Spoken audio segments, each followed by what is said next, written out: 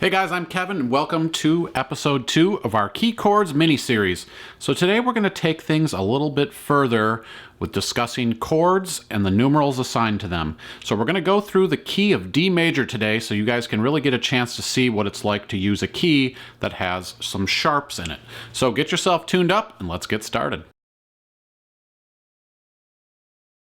Hey, before we get started, do me a little favor and make sure you're subscribed to our channel here. Click that alert bell so you know when the next video is coming your way. And head over to allforuke.com where we have practice tracks, worksheets, a searchable video library, all to help enhance your learning experience. So today we're going to talk about the key of D major. Now the difference between the key of D major and C major is that the key of D major has two sharps in there. So how do we know that we have two sharps within this key? So in the last lesson, we talked about the major scale. So the major scale in the key of C yields 0 flats or sharps within the key. We just have C, D, E, F, G, A, B, C. However, when we move our major scale pattern, we have to start the key of D on the note D. So our pattern remains the same as far as the major scale goes, but now we actually shift it up here to the 2nd fret and start the scale on the D note. So the D note is played by using the 2nd fret of the C string. So our first note here for the D major scale is D. Our second note, we move up a whole step because we're going to still use the same major scale formula. So we go up a whole step or 2 frets from the D, and that yields an E note. So our second note is E. We move on in the scale and we go up another whole step, and that tells us that we're going to be playing an F sharp because we went from E to F up to F sharp. So F sharp is our third note. So remember that because that's going to come in handy when we're learning the chords here. The third note is F sharp. The fourth note of our scale is G, and that's just a regular G natural played here on the 3rd fret of the E string. And then we move on to an A natural note here. We go up another whole step, and we move to the 5th fret of the E string, and we play A natural. So our 5th note is A. Our 6th note is going to be B. We move up another whole step, and we play that on the little A string down here on the bottom on the 2nd fret. And then we move to our 7th note, which is another whole step movement, and that is played on the 4th fret of the A string, and that's a C sharp. And then we finish off the scale here with a D note, which is a half step movement from C sharp to D. So let me just walk through that scale for you, and I'll say the notes as I go here. So we start on D, E, F sharp, G, A, B, C sharp, D. So we went through a full octave there as we did that. All right, so now we know what the notes are in the key of D, but now we have to apply our chord formula that we used in our last lesson. So we know that our first chord in the key should be a major chord. So that tells us that our D note will derive a D major chord. And we will call that chord our 1 chord, and we'll use that with a uppercase Roman numeral 1. So our first chord, first note, is D major. And we play our D major with middle, ring, and pinky on the top 3 strings on the 2nd fret.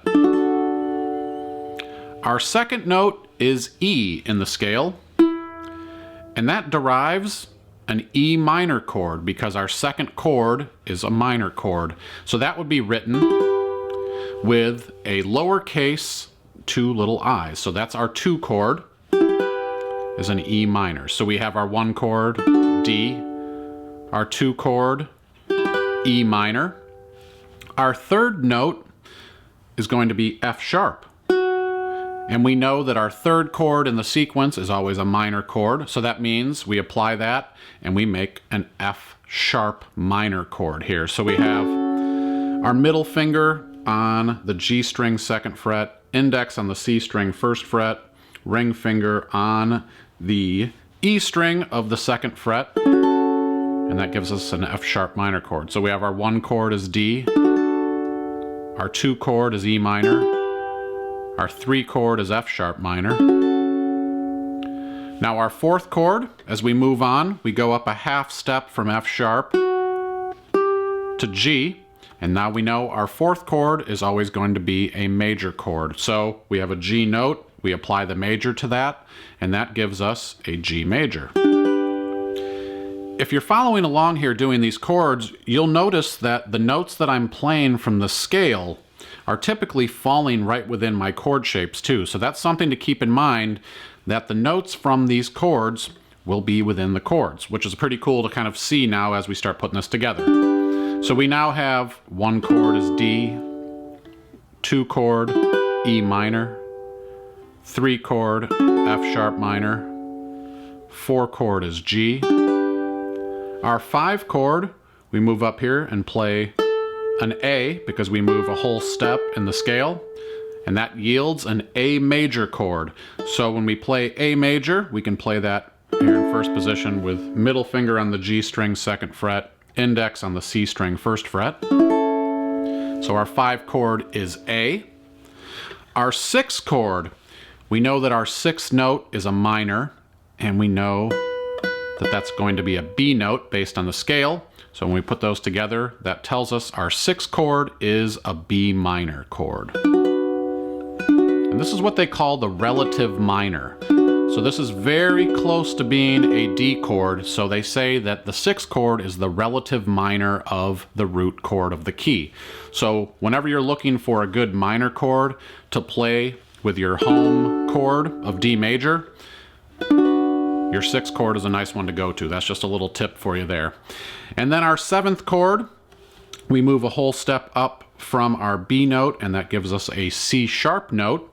And our C sharp note tells us that we're going to play a diminished chord. So that's in the chord formula. So our diminished C sharp chord is played here with index on the 3rd fret of the G string, ring on the C string 4th fret, middle on the E string 3rd fret, and pinky on the 4th fret of the A string, and that sounds like this.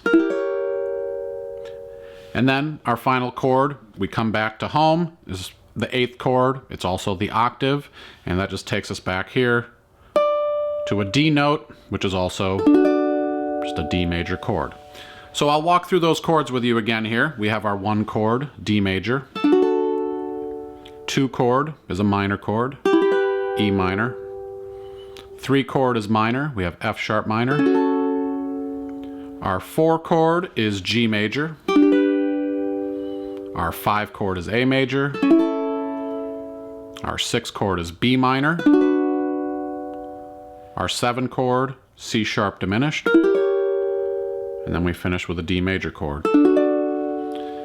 So now we know that we have all of those chords available to us.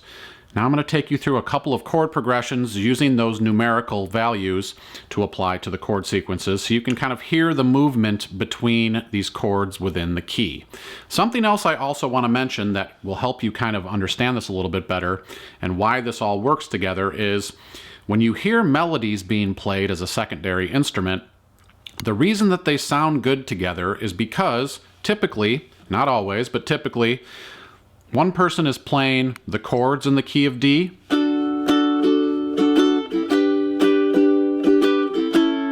and the other person is playing the notes within the key of D. So that's why they sound good together, and that's just a little tip for you if you're trying to experiment around with, maybe playing melodies or playing chords with melodies. This is a good starting point. We're going to do an entire series on chord melody, but I just wanted to kind of brief you on that really quick here. So without further ado, let's put together a couple of chord progressions using the key of D and spend a little time playing together. Hey, if you like the sound of this Kala ukulele, you could have one for yourself, and doing so you could support All For Uke. Go over to allforuke.com/shop and check out our selection of Kala ukuleles and accessories. All right, so now that we know what chords go together in this key, let's put together a couple of chord progressions using the numerals so that we can actually kind of hear how this feels within this key. So we're going to start off with one that I know you guys are going to see time and time again, which is 1-4-1-5. So that would be D is our 1 chord, Our 4 chord is G. And we go back to our 1 chord. And then we finish with our 5 chord, which is A major. So 1, 4, 5, very common, uses all major chords, sounds really bright, warm. The cool thing is now that you know what a 1, 4, 1, 5 is, you could apply this to any key and you would feel the same movement within the key, but you would be playing different chords. So that's something I challenge you to do on your own, is take these same principles, apply them to some other keys, and try them as well. So let's try this now. 1, 4, 1, 5. We're going to use the island strum, so we'll just go down, down, up, up, down, up. That's counted 1, 2, and 4, and.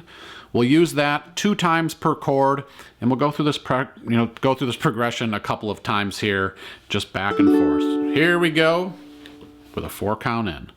1, 2, 3, 4.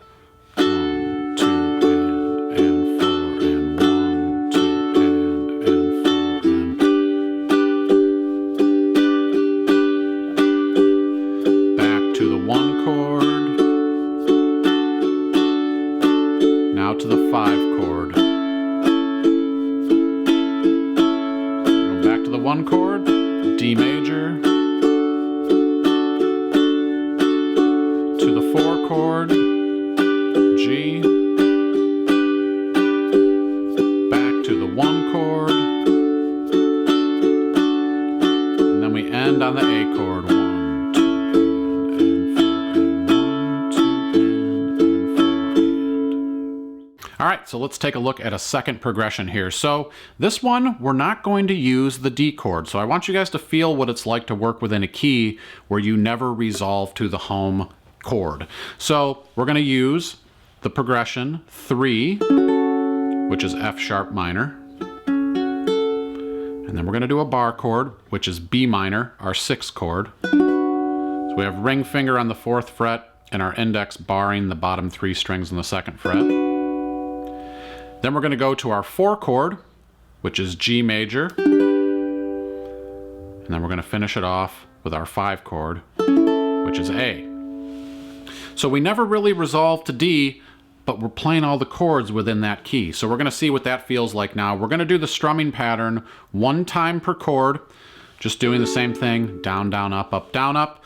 I want you guys just to feel the movement within this key. Kind of think about these as intervals, distances between the chords, and you can kind of feel when you're going further away from home and moving back towards it. So here we go with a 4 count in. 1, 2, 3, 4.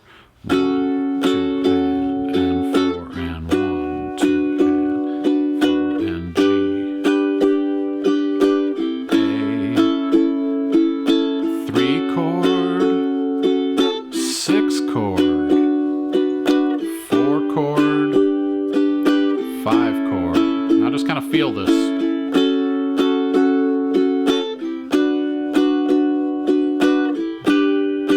Smile, you're playing the uke.